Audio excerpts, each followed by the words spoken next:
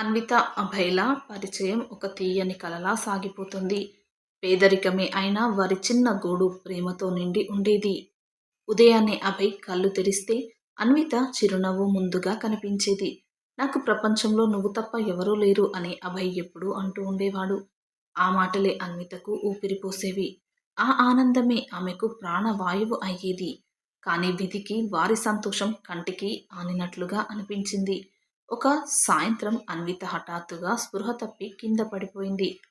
భయంతో వణికిపోయిన అభయ్ ఆమెను ఎత్తుకుని పరుగున ఆసుపత్రికి తీసుకెళ్లాడు. డాక్టర్ ముఖంలో ఏదో తెలియని ఆందోళన కనిపిస్తోంది. అభయ్ గుండె కొట్టుకునే వేగం పెరుగుతోంది. బయట వర్షం మొదలైంది. డాక్టర్ గది నుండి బయటకి వచ్చి దీనంగా తలదించుకున్నారు. అన్వితకు ప్రాణాంతకమైన వ్యాధి ఉంది. ఆమె ఎక్కువ కాలం ఉండదు అన్నమాట పిడుగుపాటులా తగిలింది. అభయ్ కాళ్ళ కింద భూమి కదిలిపోయినట్లు అనిపించింది. ఆసుపత్రి కారిడార్లో అభయ్ విలపిస్తుంటే గోడలు కూడా ఏడ్చినట్లు అనిపించాయి. అన్విత కళ్ళు తెరిచి తన భర్తను చూసి కన్నీరు పెట్టుకుంది. ఆమెకు తెలుసు తన ప్రాణం పోతుందన్న బాధ కంటే అభయ్ ఎలా ఉంటాడో అన్న భయం ఎక్కువైంది. ఆ రోజు నుండి వారి ఇంట్లో ఆనందం మాయమై నిశ్శబ్దం రాజ్యమేలింది. అభయ్ కళ్ళల్లో అన్వితను కాపాడుకోలేకపోతున్నానన్న వేదన స్పష్టంగా కనిపిస్తోంది. ప్రతి రాత్రి అన్విత మందుల కోసం అభయ్ పడే కష్టం అంతులేనిది. తన భర్త పడుతున్న బాధను చూస్తుంటే ఆమెకు గుండె పగిలినట్లవుతుంది.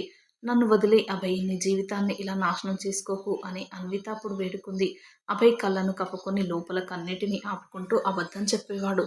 కానీ ఆ ప్రేమకు ఒక చీకటి మలుపు రాబోతుందని ఎవరూ ఊహించలేదు.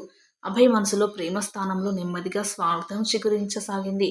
ఆమె మందుల ఖర్చు, ఆమెతో గడిపే సమయం అతనికి భారం అనిపించడం మొదలైంది. మనిషి మనసు మన్ను కమ్మినప్పుడు చేసే పనులకు హద్దు ఉండదేమో. అభయ్ నెమ్మదిగా అన్వితకు దూరంగా ఉండడం అలవాటు చేసుకున్నాడు. అన్విత ఒంటరిగా గదిలో కూర్చొని తన భర్త కోసం నిరీక్షించేది. బయట లోకం వెలుగుతూ ఉంటే వారి ఇంట్లో చీకట్లు కమ్ముకుంటున్నాయి. ఆ ప్రేమాయణంలో ఒక విషాదపు అధ్యాయం మొదలైంది. అభయ్ జీవితంలోకి సంపన్నమైన నేపథ్యం ఉన్న తన్వి ప్రవేశించింది. తన్వి తెలివైనది, అందమైనది. అభయ్ కలలు కన్నా విలాసవంతమైన జీవితాన్ని ఇవ్వగలదు. అభయ్ కళల్లో ఇప్పుడు అన్విత కనిపిస్తే భారం, తన్వి కనిపిస్తే ఆశ. మనిషికి కష్టం వచ్చినప్పుడే పక్కన ఉన్నవారి విలువ తెలుస్తుందంటారు. కానీ అభయ్ మర్చిపోయాడు. తన్వి అభయ్తో చనువుగా ఉంటూ అతనిలోని ఆశలను రేకెత్తించేది. అభయ్ మెల్లిగా అన్వితను పూర్తిగా విస్మరించడం మొదలుపెట్టాడు. ఆ రోజుల్లో అన్విత తన కష్టాలను ఎవరికీ చెప్పుకోలేక మౌనంగానే ఏడ్చేది. అభయ్ తన పాత జ్ఞాపకాలను మర్చిపోయి తన్వితో ప్రపంచంలో మునిగిపోయాడు. ఇంట్లో అన్విత తన అనారోగ్యంతో పోరాడుతూ ఉంటే అభయ్ మాత్రం తన్వితో విందుల్లో ఉన్నాడు. అన్విత మందుల కోసం ఎదురు చూస్తే అభయ్ ఇంటికి రావడం కూడా మానేశాడు. ఆకలితో అల్లాడుతున్న ఆమెకు అభయ్ ప్రేమ కూడా కరువైంది. ఒకరోజు అన్విత నిలబడలేక కింద పడిపోయి స్పృహ కోల్పోయింది. అభయ్ అప్పటికే ఇంటికి వచ్చి ఆమెను చూసి కనీసం జాలి కూడా పడలేదు. అతని మనసు రాయిలా మారిపోయింది. ఆ రాతిలో ప్రేమకు చోటే లేదు. తన్వి అభయ్‌తో నీకిబ్బందయితే ఆ బాధ్యతను వదిలేయ్ అంది. అదే మాట అభయ్ మనసులో బలమైన ముద్ర వేసింది. అన్విత కోలుకొని చూసేసరికి అభయ్ ఆమె కళ్ళలోకి చూడడం లేదు. ఆమె అడిగిన ఒక గ్లాసు నీళ్ల కోసం కూడా అతను తేవడానికి ఆలోచిస్తున్నాడు. ప్రేమ ఎంత వేగంగా మారుతుందో చూస్తూ ఉంటే ఆమెకు ఆశ్చర్యంగా ఉంది. ఒకప్పుడు అదే అభయ్ అన్విత కోసం ప్రాణాలు ఇవ్వడానికి సిద్ధపడ్డాడు. కానీ ఇప్పుడు ఆమె శ్వాస వినడం కూడా అతనికి విసుగ్గా ఉంది. అన్విత గుండెల్లో నుంచి ఒక దీనమైన రోదన వినబడింది. అది తనని తాను ప్రేమించుకునే భర్త చేస్తున్న ద్రోహం. అభయ్ ఆ రోజు రాత్రి ఒక కఠినమైన నిర్ణయం తీసుకున్నాడు. ఆమెను ఎలాగైనా తన జీవితం నుండి దూరం చేయాలనుకున్నాడు. ఆ రాత్రి నిశ్శబ్దంగా గడిచిపోయింది. కానీ రేపటి ఉదయం ప్రళయాన్ని మోసుకొచ్చింది. అన్వితకు తెలియదు తన భర్త తనను ఇంటి నుండి బయటకు గెంటేయబోతున్నాడు అని. ఆ ఇల్లు, ఆ గోడలు ఆమె జ్ఞాపకాలను దాచుకోవడానికి తహతహలాడుతున్నాయి. అభయ్ కళ్ళల్లో క్రూరమైన నిశ్చయం కనిపిస్తోంది. ద్రోహం అంటే కేవలం మోసం కాదు, నమ్మిన వారిని నడి రోడ్డుపై వదిలేయడం. ఆ రోజు ఉదయం ఆకాశం కూడా మేఘావృతమై ఏడవడానికి సిద్ధంగా ఉంది. అభయ్ ఒక బ్యాగ్‌లో అన్విత బట్టలు వేసి విసిరి ఆమెను బయటకు రమ్మన్నాడు. అన్విత కళ్ళు ఆశ్చర్యంతో మరియు భయంతో ఉబ్బిపోయాయి. అభయ్ ఇదేంటి? నేనెక్కడికి వెళ్ళాలి? అని ఆమె గొంతు వణికింది. అభయ్ కఠినంగా నువ్వు నాకు భారమయ్యావు. నీ జబ్బుతో నా జీవితం పాడవుతోంది అన్నాడు. ఆ మాటలు ఆమె చెవుల్లోకి కాదు, సరిగ్గా గుండెల్లోకి తూటాల్లాగా దూసుకెళ్లాయి. ఆమె అతని కాళ్ళపై పడి, "వద్దు అభయ్, నేను చనిపోయేలోపు నీ దగ్గరే ఉంటాను" అని బ్రతిమాలింది. కాని అభయ్ మనసులో దయ అనే ఏదీ లేదు. తన్విపై వ్యామోహం మాత్రమే ఉంది. అతను ఆమెను బలంగా తోసి గడప దాటించి తలుపు వేసేశాడు.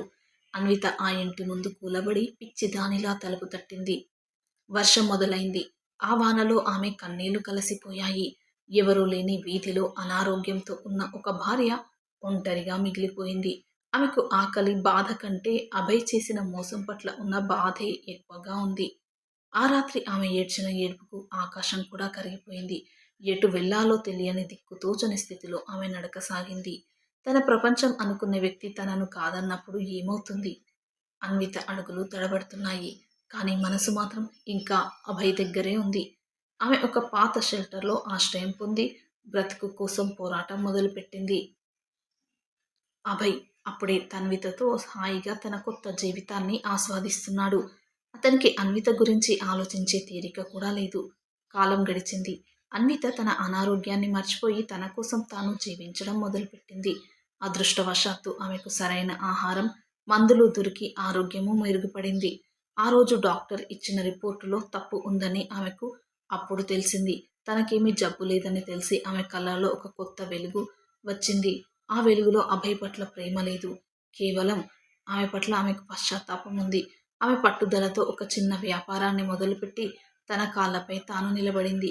ఇదంతా జరుగుతున్నప్పుడు ఆమెకొక బిడ్డ కూడా పుట్టాడు అభయ్‌కి గుర్తుగా. ఆ బిడ్డను చూసుకుంటూ ఆమె తన జీవితాన్ని మలుచుకుంది. అభయ్ చేసిన మోసం ఆమెను ఒక బలీయమైన స్త్రీగా మార్చేసింది. కష్టాలే మనిషిని ఉక్కులా మారుస్తాయని ఆమె నిరూపించింది. అభయ్ మరియు తన్విల వివాహ జీవితం మొదట్లో చాలా బాగుంది. కానీ మనిషికి ఎప్పుడు ఏది దక్కుతుందో అది మనం చేసే కర్మే నిర్ణయిస్తుంది. కొన్నాళ్ల తర్వాత తన్వితకు ఒక పెద్ద సమస్య వచ్చి పడింది. తన్విత తల్లి కావడం అసాధ్యమని డాక్టర్లు తేల్చి చెప్పారు. అభయ్ కళ్ళల్లో ఆశలన్నీ ఒకేసారి కాలిపోయినట్లు అయ్యాయి. తనకు వారసుడు కావాలనుకున్న అభయ్‌కి ఇది తీరని లోటు. ఆ రోజు నుండి తన్విపై అభయ్‌కి ఉన్న ప్రేమ మాయమై విసుగు పుట్టింది. అదే అన్వితను ఎలాగైతే చూశాడో ఇప్పుడు తన్విని కూడా అలాగే చూడడం మొదలుపెట్టాడు. "నువ్వు నాకు పనికిరావు" అన్న మాటలతో అభయ్ తన్విని వేధించడం మొదలుపెట్టాడు. తన్వి కళ్ళల్లో అది విని నీళ్లు, గుండెల్లో బాధ నిండిపోయాయి. తను అన్వితకు చేసిన ద్రోహం అభయ్‌కి ప్రతిఫలంగా దక్కుతోంది. అభయ్ ప్రతిరోజు అన్వితను తలుచుకోవడం మొదలుపెట్టాడు. తను చేసిన తప్పు ఎంత పెద్దదో అతనికి మెల్లగా అర్థమవుతోంది. తన్వితతో తన జీవితం నరకప్రాయమైందని అభయ్ గ్రహించాడు.